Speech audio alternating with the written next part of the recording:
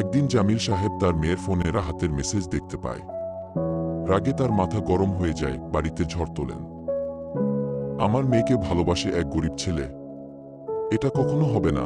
আমাদের সাথে কি ওই গরিব ছোটলোক ছেলের সাথে যায়?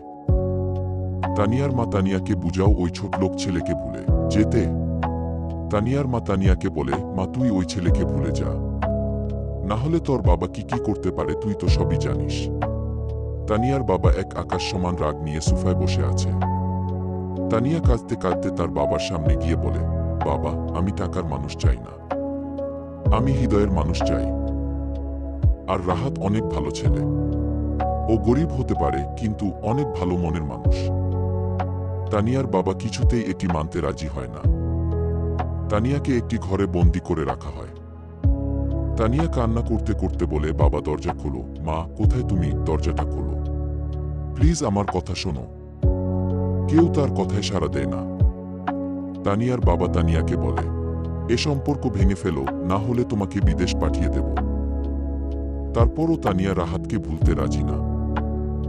কিছুক্ষণ পর তানিয়াকে রুম থেকে বের করে নিয়ে এসে তানিয়ার বাবা বলে, আমি একটি সিদ্ধান্ত নিয়েছি। তানিয়া জিজ্ঞেস করে, কিসের সিদ্ধান্ত? তার বাবার কথাটি শুনে তানিয়া চমকে যায়। কি সিদ্ধান্ত নিয়েছে তানিয়ার বাবা? তানিয়াকে কি সত্যি বিদেশ পাঠিয়ে দেবে?